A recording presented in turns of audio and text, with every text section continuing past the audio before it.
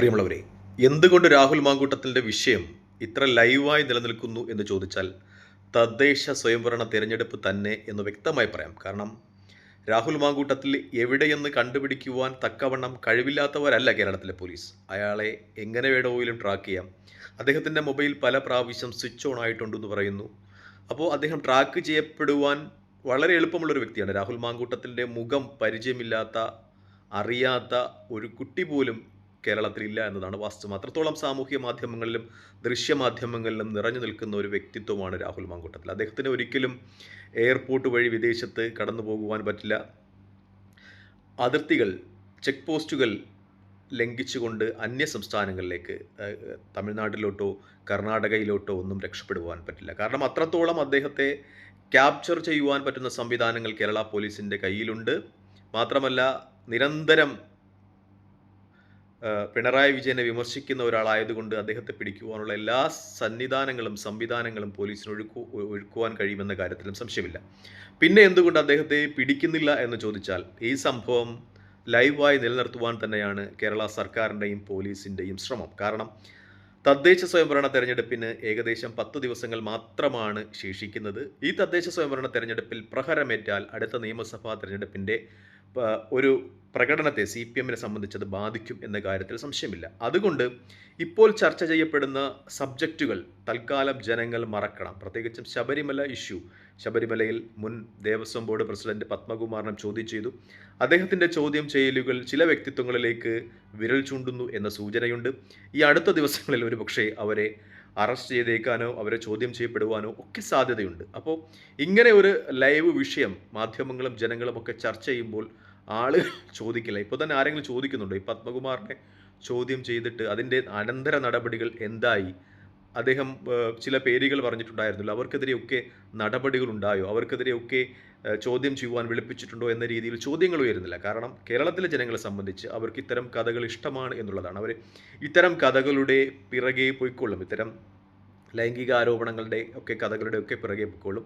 അതുകൊണ്ട് ശബരിമല ഇഷ്യൂ മറ്റുള്ള കാര്യങ്ങളും ഒക്കെ വിസ്മരിക്കപ്പെടും എന്ന് ഉറച്ചു ബോധ്യമുണ്ട് ഇവിടുത്തെ സർക്കാരിനും പോലീസിനും എന്നതാണ് യാഥാർത്ഥ്യം. നേരത്തെ നമുക്കറിയാവുന്നതാണ് 2014 2016 വീണ്ടും അധികാരത്തിൽ എത്തും എന്ന് കരുതിയ ഉമ്മൻചാണ്ടി സർക്കാരിനെ എങ്ങനെയാണ് സരിതാ വിവാദം പിന്നോട്ടടിച്ചത്, അവരുടെ ഇലക്ഷൻ സാധ്യതകളെ ഇല്ലാതാക്കിയത് എന്നതുപോലെ ഇപ്പോൾ ഈ 2025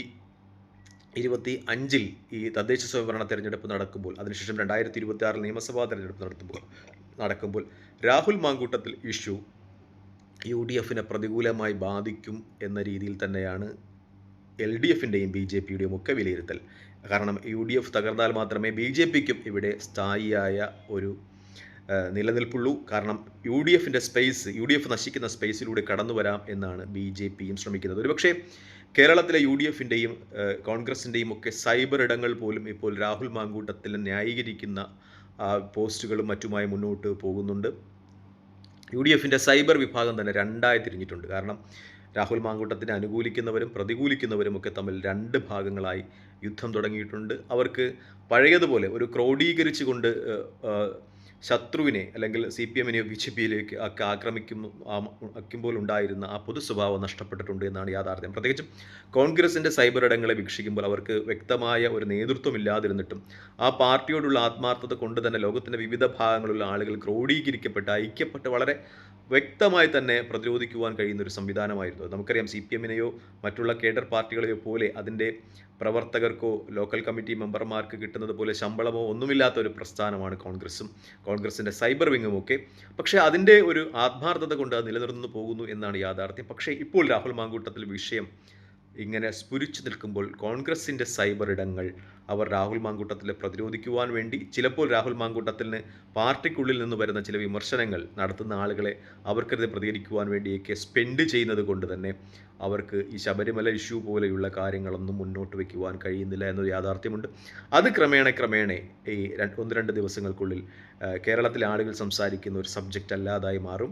രാഹുൽ മാങ്കൂട്ടത്തിലിൻ്റെ ഈ ലൈംഗിക വിവാദവും ഗർഭചിത്രവും ഒക്കെ ഈ തെരഞ്ഞെടുപ്പ് കാലത്ത് മുന്നിൽ നിൽക്കുന്ന സബ്ജക്റ്റുകളായി മാറും. അത് കോൺഗ്രസ് സംബന്ധിച്ച് തിരിച്ചടി ഉണ്ടാകും എന്ന കാര്യത്തിൽ സംശയമില്ല. കാരണം കോൺഗ്രസിൻ്റെ ലോക്കൽ സ്ട്രക്ചർ എന്ന് പറയുന്നത് മോശമാണ്. കാരണം അടിവേരുകളിൽ കോൺഗ്രസിൻ്റെ പ്രവർത്തനം, ഗ്രാസ് റൂട്ടുകളിൽ കോൺഗ്രസിൻ്റെ പ്രവർത്തനം ഒട്ടും തൃപ്തികരമല്ല എന്നൊരു യാഥാർത്ഥ്യമുണ്ട്. കോൺഗ്രസിനെ വിജയിപ്പിക്കുവാൻ സാധ്യതയുണ്ടായിരുന്ന ഏറ്റവും പ്രധാനപ്പെട്ട ഘടകങ്ങളിൽ ഒന്ന് അയ്യപ്പ ക്ഷേത്രവുമായി ബന്ധപ്പെട്ട് ശബരിമലയിലെ സ്വർണ്ണ ഇഷ്യൂവുമായി ബന്ധപ്പെട്ട കാര്യങ്ങളായിരുന്നു. കാരണം കേരളത്തിലെ ഹൈന്ദവ സമൂഹത്തെ സംബന്ധിച്ച് അതൊരു വൈകാരികമായ തലമാണ്. അയ്യപ്പൻ എന്ന് പറയുന്നത് അവരുടെ ഒരു പ്രതീകമാണ്.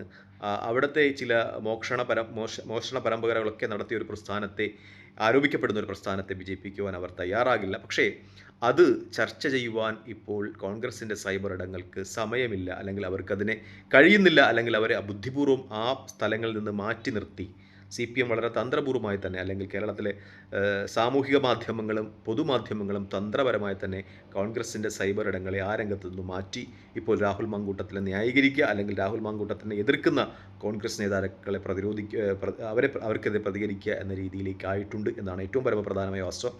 കോൺഗ്രസിൻ്റെ പുതിയ സൈബർ നേതൃത്വം ഏറ്റെടുത്തിട്ടുള്ള ഹൈബി ഈഡൻ ഈ വരുന്ന ദിവസങ്ങളിൽ ശ്രദ്ധിച്ച് രാഹുൽ മാങ്കൂട്ടത്തിനെ അദ്ദേഹത്തിൻ്റെ നിയമ നടപടികൾക്ക് വിട്ടുകൊടുക്കുക എന്ന ദൗത്യം ഏറ്റെടുത്തുകൊണ്ട്, കാരണം അദ്ദേഹത്തിൻ്റെ പേരിലുള്ള FIR ഒന്നും വളരെ ശക്തമല്ല എന്നാണ് പറയുന്നത്. എന്തായാലും അദ്ദേഹത്തെ കോടതിക്ക് ശിക്ഷിക്കുവാൻ കഴിയില്ല എന്നൊരു പൊതുധാരണ തന്നെയാണുള്ളത്. പക്ഷേ ഈ സമയം കോൺഗ്രസ് രാഹുൽ മാങ്കൂട്ടത്തിലെ പ്രതിരോധിക്കുവാൻ വേണ്ടി ചെലവഴിക്കുകയാണെങ്കിൽ ശബരിമല ഇഷ്യൂ പോലെയുള്ള പ്രശ്നങ്ങൾ ഇവിടെ ചർച്ച ചെയ്യാതെ പോകും. അത് കോൺഗ്രസ് സംബന്ധിച്ച് തിരിച്ചടിയാകുമെന്ന കാര്യത്തിൽ സംശയമില്ല. തൽക്കാലം ഈ വീഡിയോ ഇവിടെ വാങ്ങണം. മറ്റു വീഡിയോ കാണുന്നവരെ നന്ദി, നമസ്കാരം, ജയ് ഹിന്ദ്.